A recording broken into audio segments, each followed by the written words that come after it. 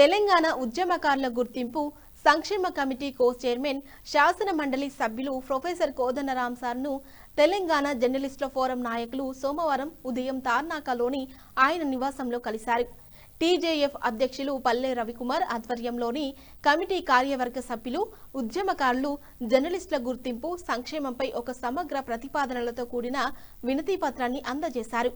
ఈ సందర్భంగా తెలంగాణ మలిదశ ఉద్యమ కాలం నాటి క్షేత్రస్థాయి పరిస్థితులు, ఉద్యమకారులు జర్నలిస్టులు పోషించిన పాత్ర, ప్రభుత్వ పరంగా చేపట్టాల్సిన సంక్షేమ కార్యక్రమాలను కో చైర్మన్ దృష్టికి తీసుకెళ్లారు.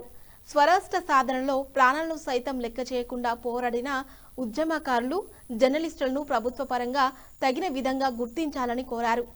అర్హులైన జర్నలిస్టులందరికీ సంక్షేమ పథకాలు వర్తింపచేయడంతో పాటు వారి కుటుంబాలకు భద్రత కల్పించేలా కమిటీ సిఫారసులు చేయాలని వినతి పత్రంలో విజ్ఞప్తి చేశారు. జర్నలిస్టుల ఉద్యమకారుల సమస్యలపై కో చైర్మన్ ప్రొఫెసర్ కోదండరాంతో ఫోరం ప్రతినిధులు కూలంకుషంగా చర్చించారు.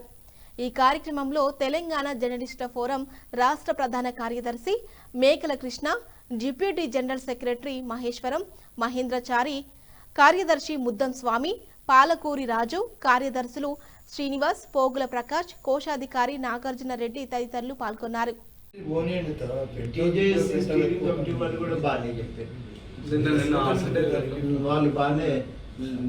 అంతకుముందే మాట్లాడుకున్నారు, అందరు మాట్లాడుకొని క్లియర్ ప్రపోజల్స్ తో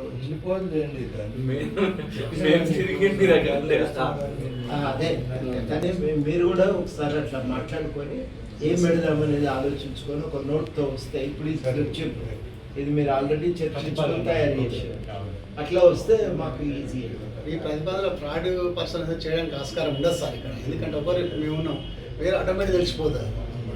చేసిన వాళ్ళే కదా సమస్య వస్తుందంటే 3.5 కోట్ల మంది ఏదో ఒక స్థాయిలో పాల్గొన్నారు. ఇప్పుడు వాళ్ళందరూ ఇప్పుడు ఉన్న ఉద్యమకారుల ఫోరంలో ఉన్నది వాళ్ళు, యాక్చువల్గా కొట్లాడిన వాళ్ళు ఎవరు లేరు దాంట్లో. కొట్లాడిన వాళ్ళు అస్సలు కొట్లాడిన వాళ్ళు అలా లేరు. కాబట్టి ఇప్పుడు నిన్న ఒక ఆయన మెసేజ్ పెట్టాడు,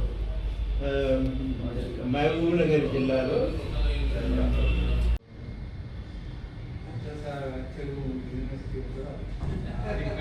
ఓకే.